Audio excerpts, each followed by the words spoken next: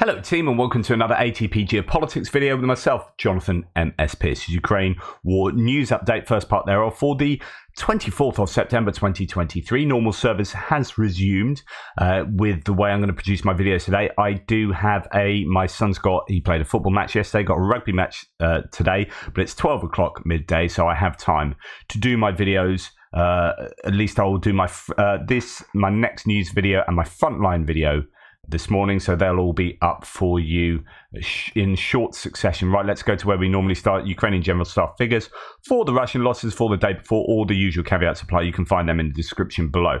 390 personnel. Now it's Sunday. It could be that the weekend has happened and that's why there's a downtick in that category. I don't know if that explains that, given that the other categories are still fairly consistent.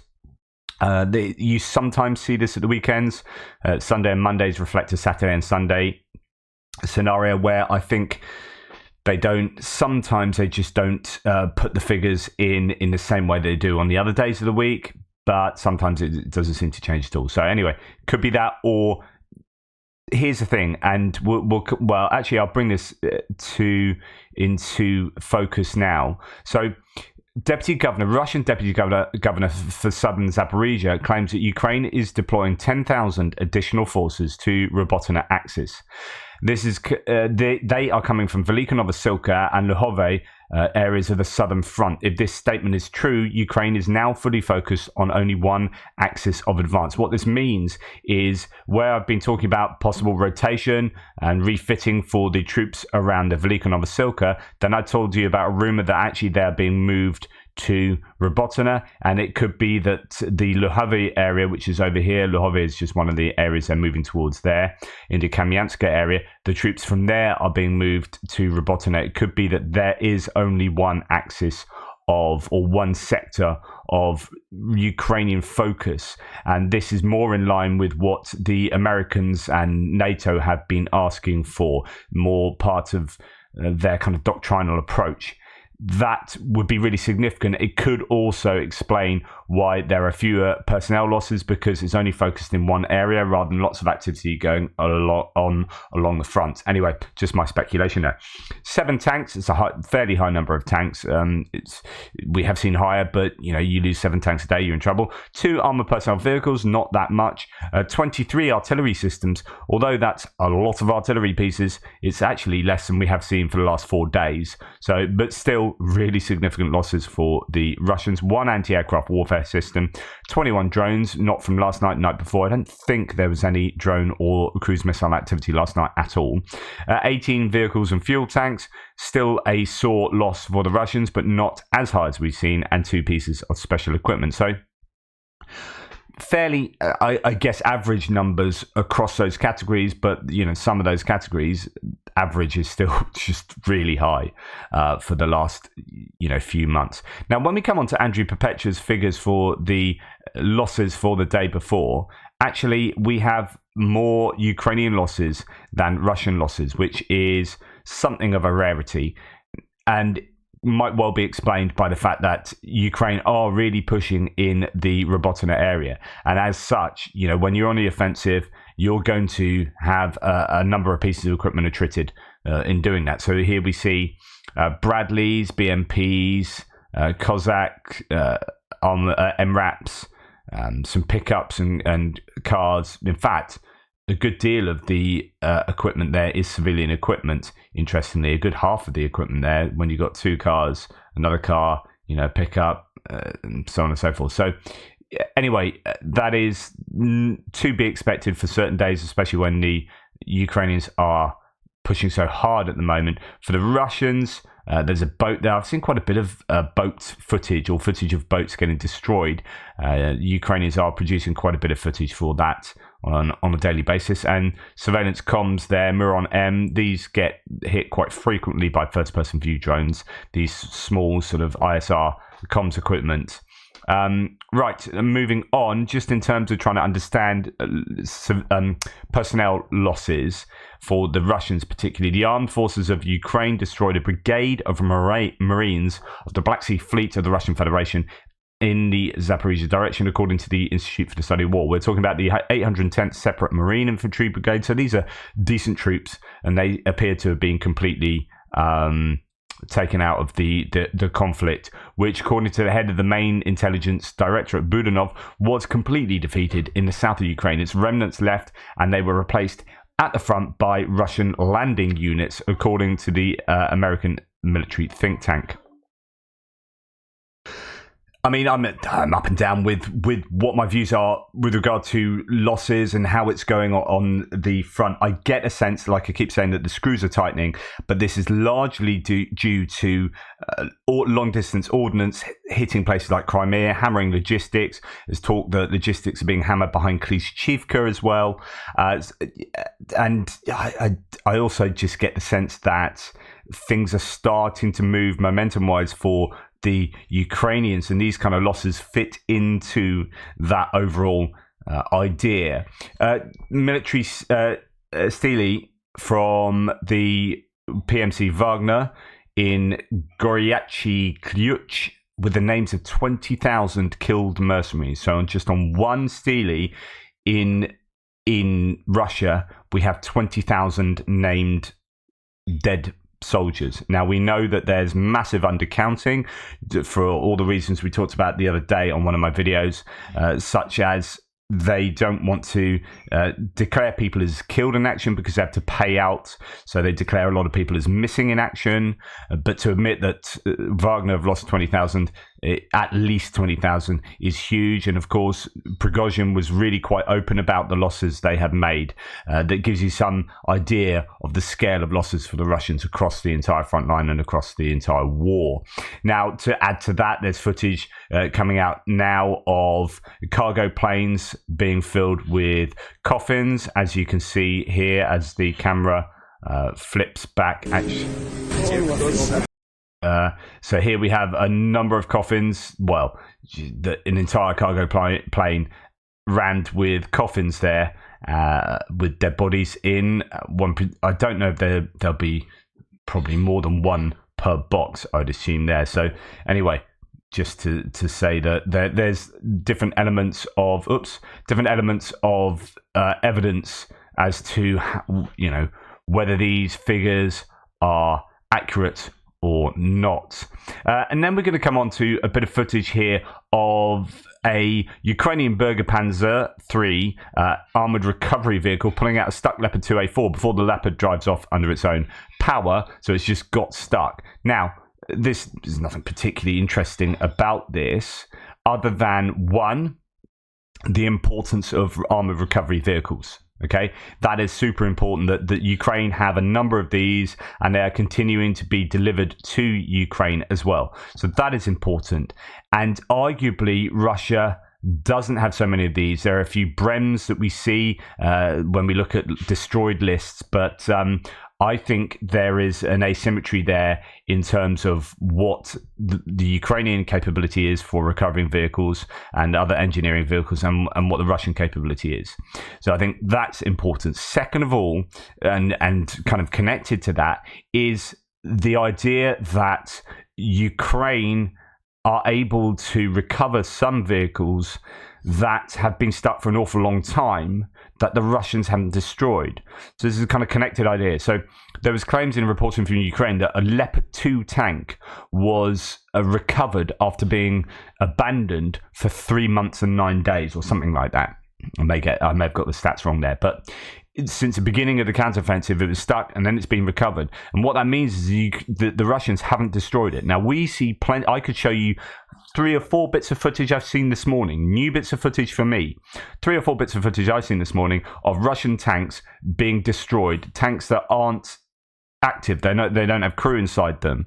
Bits of kit being destroyed, not just tanks, SPGs and other bits of stuff that are destroyed by Ukrainian drone operators dropping things down their hatches, so on and so forth, or having RPGs attached to first-person drones fly into them, or whatever. Ukrainians are really hot on taking out abandoned equipment, and they have been since the beginning of the war. In fact, this has skewed people's ideas of the danger of IEDs being dropped from drones. So you had people, I remember at the beginning of about 7 months ago, maybe, Elon Musk saying on his Twitter account that there's a real disparity. Tanks are obsolete because, look, you can blow them up with IEDs dropped, really cheap IEDs dropped from really cheap drones. And actually, and there was a lot of people saying that, but actually it was slightly incorrect, because predominantly, most of those pieces of equipment were abandoned pieces of equipment that had their hatches open. And it's not like those hand grenades dropped onto a tank would normally cause that much problem to the tank. But if you've got a tank that's just sitting there with hatches open, you can drop 2 or 3 grenades down the hatch and you're going to take out that piece of kit. So that's the importance of being able to destroy abandoned equipment so that it can't be recovered and it can't be used again. But Russia don't seem to be focusing on that, haven't been focusing on that. And so you have a situation where a Leopard, which is a really high value asset for the Ukrainians, has been abandoned 3 months ago and is still able to be recovered by the Ukrainians as they pass it at whatever point it was. Russia doing battlefield pickup with broken vehicles. They look like maintenance losses and not combat. So this is interesting. The whole is connected to this idea that they are recovering a load of vehicles, but actually it doesn't look like these are recovered from battlefields. These are just ones that have got issues that they probably cannibalized behind the lines in order to keep other ones going, and then eventually they get to a point where, like, well, we need to send this back to Russia because we can't, it's being cannibalized, and we can't cannibalize something else to keep this going, because then that needs to go. So at some point they need to go back and be properly fixed. David D says expect to see a lot more stripped vehicles coming back for a rebuild over time. Remember, they are not counted as losses by anyone, so these are potentially ones that are broken down anyway and then get used, as I say, to be cannibalized. So they're not treated as losses, but of course they are effectively losses. They are pieces of equipment that are at the front line that cannot be used. And so therefore, they're functionally the same as a piece of kit being blown up. But in this case, or a piece of kit being damaged, because in this case, they are being sent back to be repaired by the looks of it. That's my inference of what's going on there.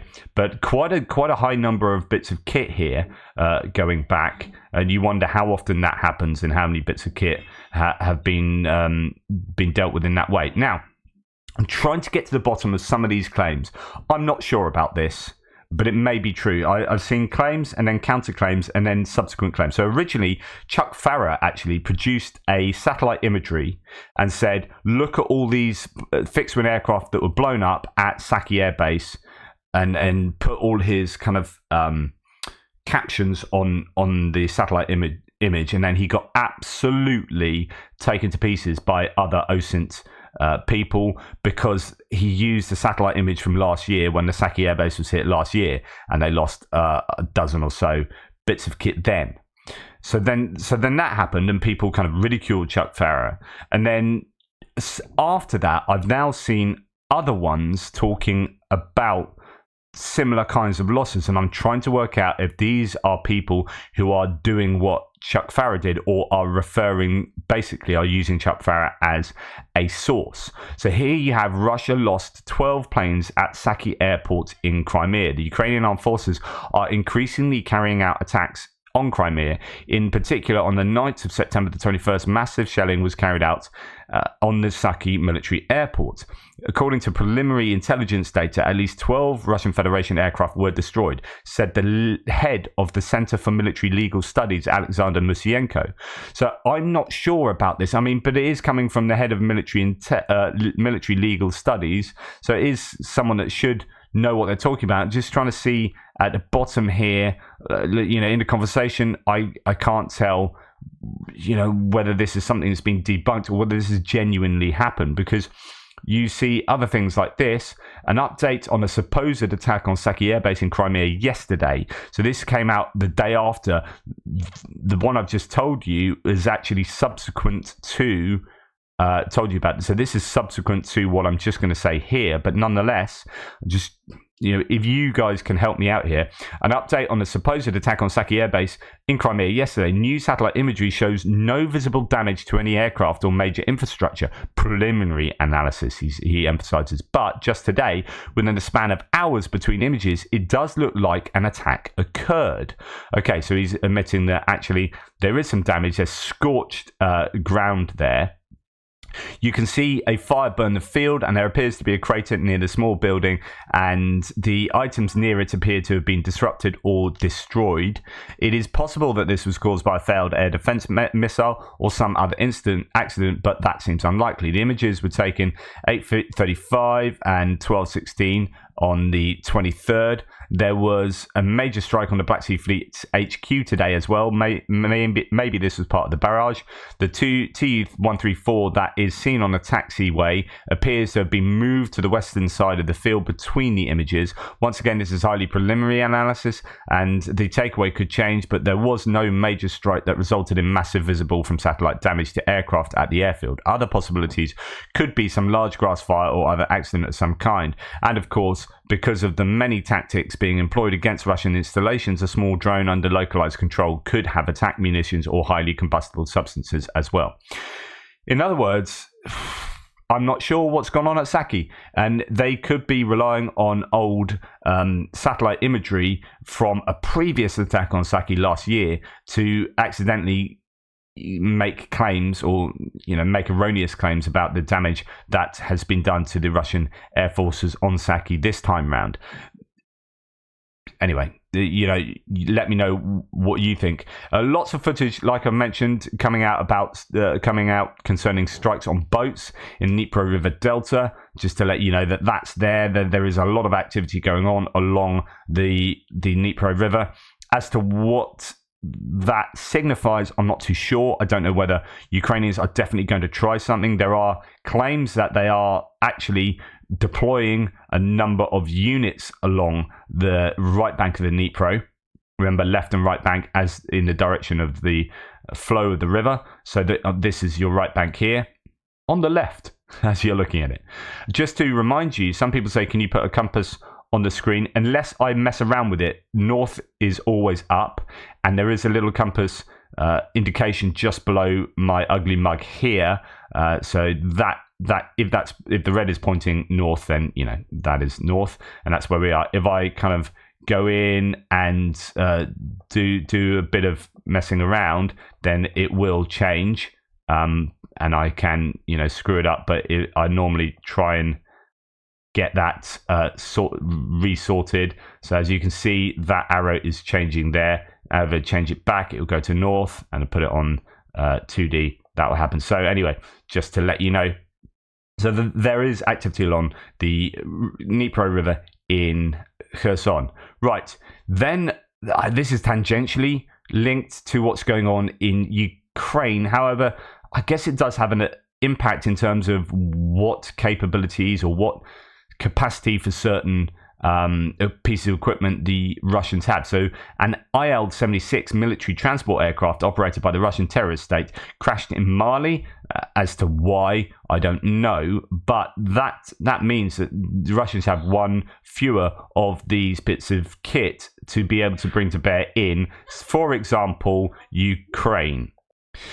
And finally, in the hits and losses section of this video, Belgorod region of Russia came under attack this evening. Now, this is not in my strikes one, which is more distant strikes. This is artillery or multiple launch rocket systems being shot at Shebekino, just over the border in Belgorod. Local officials say Grad rockets struck the town of Shebekino. If you remember, that was one of the places that was targeted, or behind the smaller towns that were targeted when the Russian Volunteer Corps were attacking into Belgorod. Haven't heard much from them recently. A shell pierced the roof of a furniture manufacturing plant, started a fire, but no one was injured. Yes, so that has happened. Right, going into distance strikes now. And actually, relatively quiet evening for that kind of activity.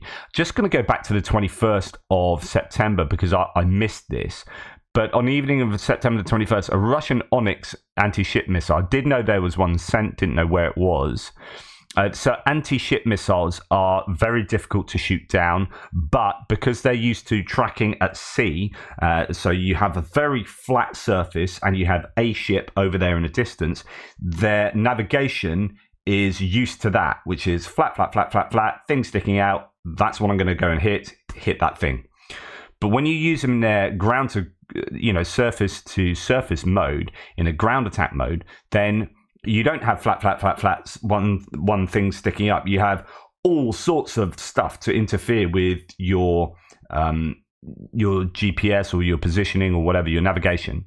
And therefore, they end up being really quite inaccurate. And that's why you had the big building in Dnipropetrovsk that was taken out with an anti-ship missile, and other instances where they have caused havoc amongst civilian infrastructure. It's been terrible because it's the wrong missile to use, but they use them because the Ukrainians can't shoot them down, or at least not without your high-end kind of Patriot systems. So on the 21st, one hit in Odessa Oblast at a place called Sahivka. As you can see from this, let's just show you that.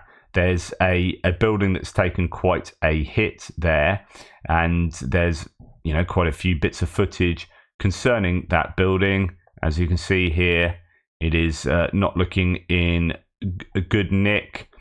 That is Sahivka in Odessa Oblast, and I believe, sanatorium building. So whether that's a genuine military target, I don't know. Russians will probably claim that that's being used by the military, although I don't know that you'd have particularly much military down in Odessa, right?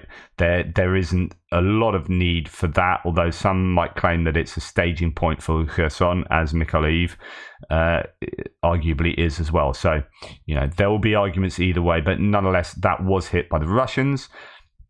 This is worthy of note. The Russians' use of drones to strike places of crowding has intensified.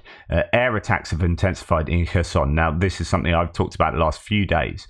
That's according to Natalia Humenyuk from the Southern Operational Command. The Russians, quote, the Russians are switching to air attacks more often, using drones to strike at places where humanitarian aid is given. Humanitarian headquarters are gathered, or people are just going home from work. This is obviously completely unacceptable, but it does fit in line with what the Russians have done for a long time, actually. They've done a number of double tap strikes on humanitarian aid or on emergency services. And this is why you see emergency services wearing bulletproof vests now, which is so sad. Flat vests to stop, shrapnel hitting them from explosions from a double tap attack. But anyway, that is a claim there. On the other hand, we have explosions yesterday in Tokmak, two separate attacks on the occupied town. You got explosions in Berdyansk, explosions in Donetsk. So just to put that on the map for those who aren't too aware. So the Zaporizhia front line here, you got Zaporizhia Oblast here. You've got the Robotyne attack. That's salient there, and they are moving towards Tokmak. Tokmak is within artillery range, which I think is very significant. So, your decent pieces of artillery like your Caesars and Panzerhaubitze 2000s, that's 37 kilometers. So you can hit conceivably Tokmak with artillery, whether they'll be using that or HIMARS anyway, because they want the precision and they want more, if you're firing artillery into a city to hit particular targets using precision guided munitions, you're not going to have as decent effects as if you're going to use something like HIMARS. Just the warheads on HIMARS are obviously bigger than that on smaller bits of artillery munition. So anyway, that's Tokmak. Tokmak is routinely targeted, of course. Berdyansk down here, and although Mariupol, no reports of Mariupol being hit, could well have had targets there. I mean, you wonder how often they're striking everywhere. Like Bilmak is another one. You've got Donetsk here being targeted, and again, that's in artillery range as well, but whether they use that exclusively, or whether they hit it with HIMARS, I'm not sure. Anyway, moving on, Crimea is armed with air defense systems but cannot cope with Western-made cruise missiles, according to Ukrainian Air Force spokesperson Yuri Ihnat. ATACMS and Taurus will be available for Ukraine. It's a matter of time, he's added. Right, so obviously ATACMS have been announced, but Taurus haven't been announced. But he's like, yeah, they will be. You will see them. So that's significant. Now, here's the idea that and you've got Russians admitting this themselves, that Crimea is vulnerable because the air defense systems there can't cope with things like Storm Shadows. They claim to shoot down all sorts of, proportions of cruise missiles that the Ukrainians send, but the reality is they probably intercept a very small number of them. I mean, earlier on in the conflict, when Ben Wallace was still in his position as Secretary of Defence in the UK Parliament, in the UK government, he was saying that almost entirely, or almost every single Storm Shadow missile had been 100% accurate. And I think he was implying that, because there's I'd seen footage of one that had landed in a field, that it might well have malfunctioned. The Russians make claim about shooting them down, or electronic warfare, or this and that. But Storm Shadows, we've seen literally where they've claimed to have shot them down before they've reached Crimea, and then you've got the Sevastopol naval headquarters being caught on camera being hit with 2 Storm Shadows. You're like, someone's lying here. And we know who it is the Russians. How many they do successfully intercept, I don't know. Probably some of them, but they are evidently able to evade Russian air defenses really consistently. And now in Kursk today, a drone attacked an administrative building in the says the governor of the city of Starovoyt. That could be this. So locals report that something flew into the FSB building in Kursk. I don't know if that's the same. Whether those 2 instances are the same instances, but one of them at least is an FSB building, supposedly. Right, moving on to other bits and pieces. This is, I've already reported this, really significant, I think, that the Russians are claiming that the Ukrainians are focusing much more exclusively on that Robotyne sector. You've got Ukraine's counteroffensive being claimed to be continuing into the winter. So the commander of the Tavria troop of groups, Alexander Tarnavsky, told CNN that the weather will not have a serious impact on the counteroffensive because the troops are mainly advancing on foot without equipment. And I told you yesterday that this historically is a region that was a dust bowl. So this is a dust bowl, and it's only not a dust bowl because they irrigate they get all the water from Zaporizhia reservoir when it was dammed. And the problem is that Novokakhovka has now had its dam destroyed. As a result, you might get a severe lack of water into this region, which means that it will become drier and much more like the Dust Bowl, but it has very little, has a lot less rain than these areas up here.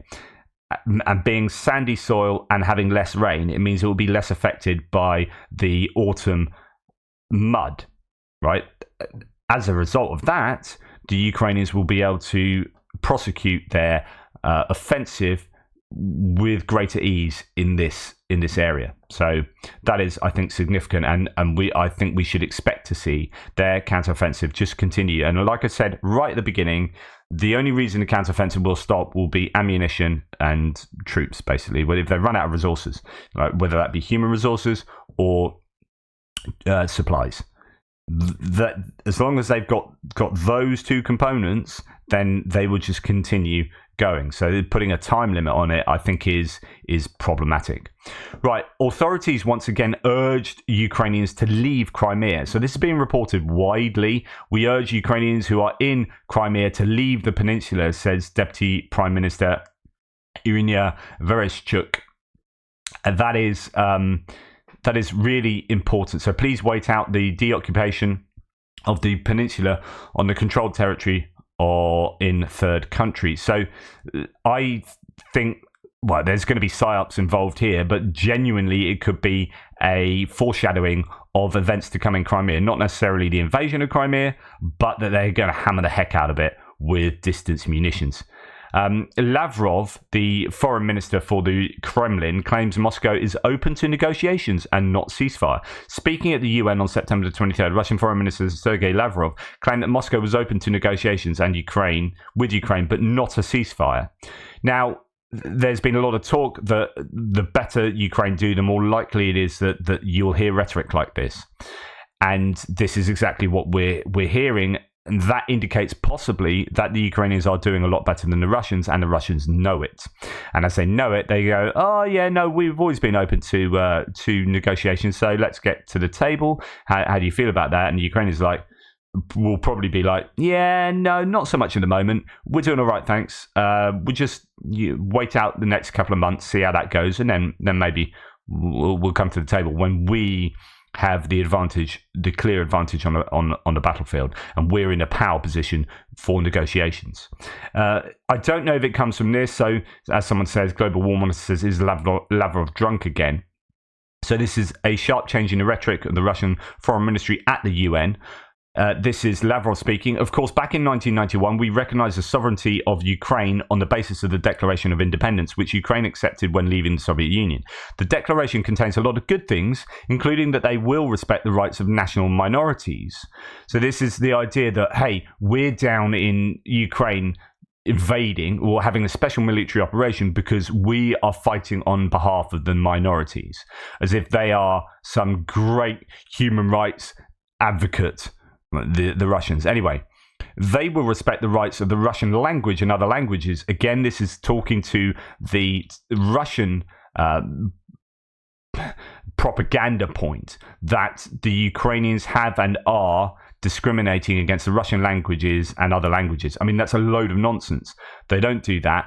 They've made Ukrainian the national language, but that's not saying you cannot speak. So the Russians claim that you get arrested or fined or whatever for not speaking, for if you are caught speaking Russian. And of course, that's absolute nonsense. I've literally interviewed Ukrainians like Anastasia Paraskevova up in, if you go and check one of my lives, I think it's on my other channel, she's in Kharkiv, and she's like, I speak Russian because that's the language I speak. I'm absolutely pro-Ukrainian. Obviously, we're having this debate, but she's a Russian speaker, and you don't get, you just don't, it's just nonsense. What the Russians claim is wrong. Anyway, Russian is directly mentioned there. Then, this is him continuing, then all this was included in the Constitution of Ukraine. And he later says, but in the Declaration of Independence, it was one of the main points for us that Ukraine would be a non-aligned country and would not enter into any military alliances. In that wording, under those conditions, we support the territorial integrity of Ukraine. That's really interesting. So they're basically saying, as far as I worked that out, he's saying, well, as long as you don't join NATO, and possibly, non-aligned country. I don't know if that means as well the EU, but leave that aside. As long as you don't join NATO, we're open to you having territorial integrity, which is interesting because it means that actually, right now, he accepts that they're not accepting their territorial integrity. I mean, on the one hand, this is like, oh, this is a real change in direction of what you're saying, Russia, and you can have the territorial integrity as long as you don't join NATO. It's kind of like saying, hey, we'll leave you alone if you promise not to join NATO. But on the other hand, it's admitting that they've invaded. Like, you are going to join NATO, so that's why we are constraining your territorial integrity. So it is admitting that actually territorial integrity means jack at the moment because we think you're going for NATO. So, yeah, a bit of a double-edged, or at least it's a massive change in rhetoric, but it also, I think, shows that Russia really are just involved in an imperialistic war. And talking about propaganda, that's Lavrov, that's government propaganda. These are TV propagandists, but really fascinating exchanges continue every single day. Go and check out Julia Davis at Russian Media Monitor, who does such an amazing job of translating and compiling this stuff on her YouTube channel and on her Twitter handle as well. So We have Julia Vitiazeva here saying, it's not because I'm so bloodthirsty. What's she talking about? Well, she's saying, after all of these years, I am now morally prepared that only ruins may remain in Kiev and Odessa. But it's not that I'm bloodthirsty, right? Now, this is fascinating because she's saying, I am morally prepared that Odessa and Kiev are going to be lying in ruins.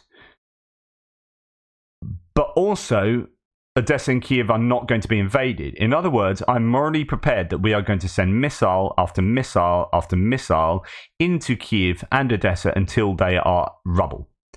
And I'm morally prepared to that. It's not that I'm bloodthirsty. That's just going to happen. And I'm morally prepared to that might also mean that, hey, it's not a very nice thing, but it's for this greater ideal that I have. So I understand it's pretty nasty. Like, I'm morally prepared to accept that because of some greater ideal. You know, it's for a greater good. That's kind of utilitarian consequentialist ethics there. Really interesting admissions here from her. I mean, you know, lots can be said about this. She also says the best view of this city is from the cockpit of a bomber. So together with that, this isn't about ground warfare. It's like, I think I'm morally prepared for us to flatten those to the capital, the cultural center of the whole region, Kiev. Like, such an important and beautiful city. I think I'm happy to be the best view. In other words, it is great that that city is flattened by bombers and missiles. And of course, yeah, there's no chance bombers are going to go over Kiev, so she probably doesn't understand that patriots will stop that from ever happening. But that's kind of where the Russian propagandists are at. You know, this not only do we see dehumanization and genocidal rhetoric consistently, but we get this warped idea of what they can do, what they are going to be doing, and this idea of where Ukraine will be. And that she's happy with that. She wants that. I want these great cities to be turned to rubble. What are you trying to achieve here? I mean, if you want to have control over this nation, is that coming at the expense of destroying that nation? Why do you want Kiev if primarily you want to turn it into rubble? Like, which means that those people don't want you there. Which means that once you've turned it into rubble, still no one's going to want you there, and they're going to hate you for it. What have you got out of it? What is this about? Retribution because they've rejected you. Is that what this is about? That justifies flattening entire cities of culture and history and people. Yeah, absolutely terrible. But then on the other hand, you get this kind of rhetoric, and this is just to leave the news there. And this isn't so much news, but sometimes it's worth getting into the psyche of Russian thinkers, propagandists, but also people on the ground here. So this is a sort of opinion that I think is actually really important to show. Now, this is someone saying, F, why did we touch and then use the expletives for Ukrainians? So this is still the idea that Ukrainians are sub-Russian. It's still the idea that, hey, they should be part of Russia probably. But he says, why did we bother attacking the Ukrainians? Soon the entire fleet will be destroyed. So Black Sea Fleet. This is someone that A, realizes how bad things are going in Crimea. B, is coming to terms with the whole decision to go to war was a stupid one because it's coming back and biting them on the ass. Like, is not going well. They're losing all this stuff. But C is still broadly in line with the kind of intentions of the war, or aligned with Russian propagandist approach to who the Ukrainians are. So complex, but still there's this growing realization possibly that, hey, it's not going that well for the Russians, and maybe it wasn't worth doing in the first place. Anyway, thanks for watching. Please like, subscribe, and share. I'll be a bit quicker than my next one. There's only 2 segments. Take care. Speak soon.